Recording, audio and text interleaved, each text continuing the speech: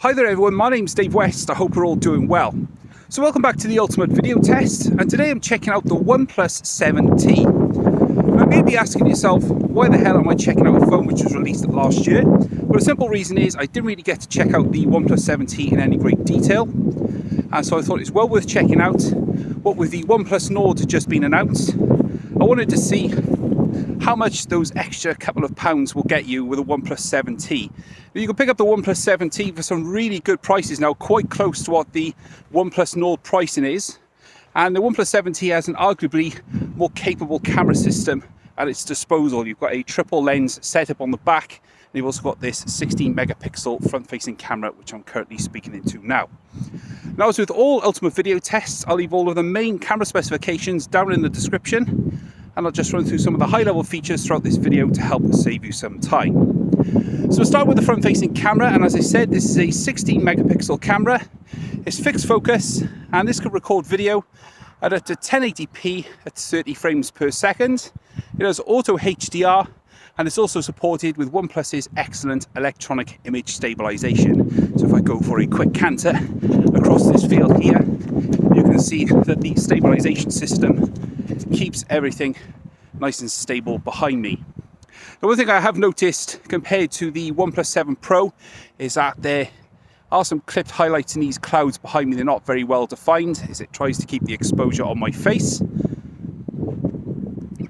But overall, the video is nice and colourful, and even though it's only 1080p, the video is always nice and sharp with these OnePlus front-facing cameras, in my opinion. So we'll just have a quick look around, and you can see how the camera handles colour before I move on to the rear cameras. And as I pan around there, we kind of get a bit more definition in the clouds behind me, and it renders colours quite accurately actually, just looking at some footage that I recorded yesterday, and I watched it back and it does look pretty good. So that is the front facing camera then. And before I switch to the rear camera, you may have noticed this only records in mono and not stereo.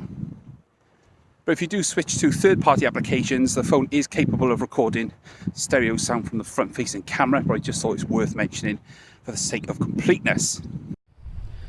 Okay, so switching on to the rear cameras then. So we're starting off in good old 1080p at 30 frames per second. This is a great compromise ratio if you want to get good quality video, but also save on internal storage space as well. Now, with the OnePlus 7T, just like the OnePlus 7 Pro, the rule of thumb is anything at 30 frames per second has electronic image stabilization, and anything at 60 frames per second just defaults back to optical image stabilization, which is built into the main lens. Now, as you can see, you get really good electronic stabilization at 1080p at 30 frames per second. And at this resolution, you get use of all of the three cameras. So this is a 48 megapixel autofocus camera, and it can record video up to 4K at 60 frames per second.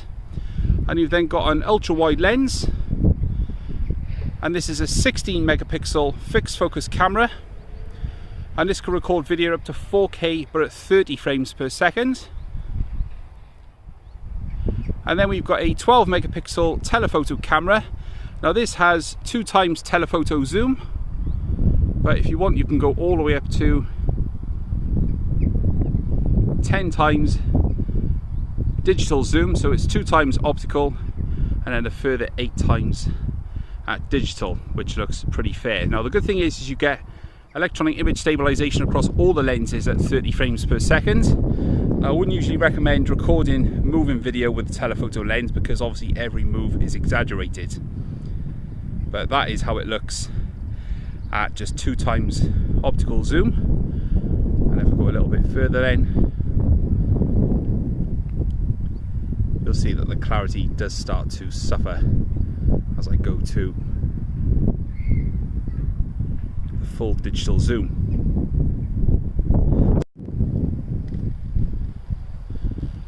Alright, so now recording in 4K at 30 frames per second, and this is on the ultra wide angle lens.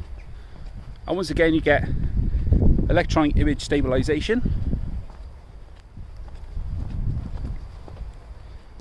And if we just check out the scenery around, again you get nice colour.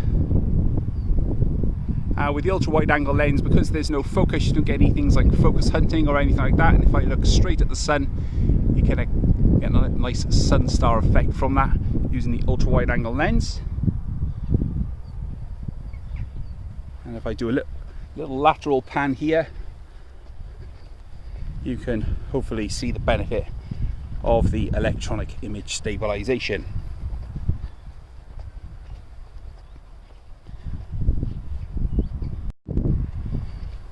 And this is what 4K looks like using the main lens.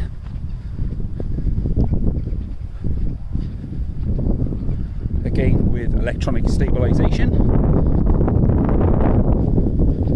And with the rear cameras, you get the benefit of stereo audio recording.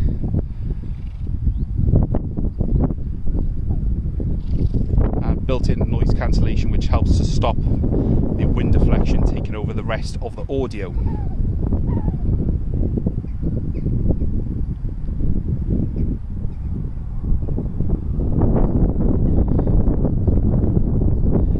And I think the home's very much the same as the OnePlus 7 Pro, as it's using the same video software.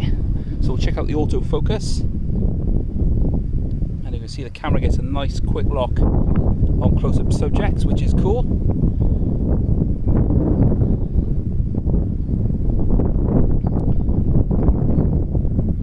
Great stuff.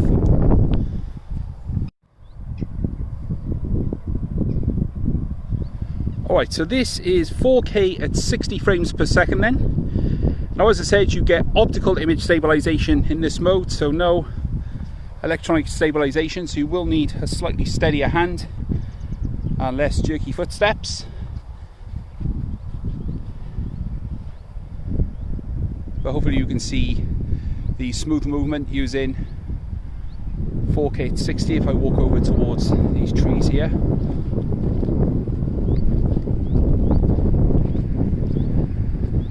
You can see it's definitely not quite as smooth as when using 30 frames per second.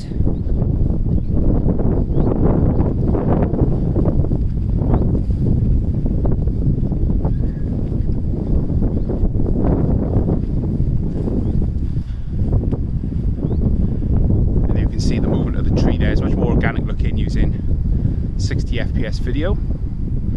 Now, using 60 frames per second, you get a recording limit of 5 minutes in total, so you then need to stop and restart again. Now, when using 4K at 60 FPS, you can use digital zoom. It's just 2 times, so if you want to get a bit closer to your subject while it's standing still, you can do. But otherwise, that is all that is available in 4K 60. Now, just like the OnePlus 7 Pro, we've got one further mode, and that is super stable mode. Now, what this does, it uses the ultra wide angle camera. It then crops in quite a bit actually, and then uses the areas around the screen that you can't see to help give super smooth and very stable video compared to the normal electronic image stabilization. Now, it only records at 1080p at 30 frames per second, but this is really great when you need the most stable of video for any particular occasion.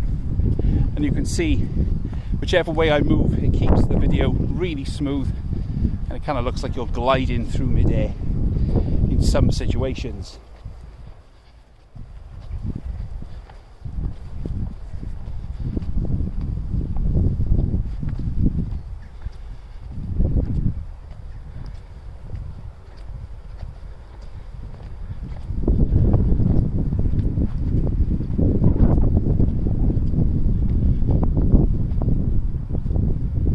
Alright, so that is the end of the OnePlus 7T Ultimate video test.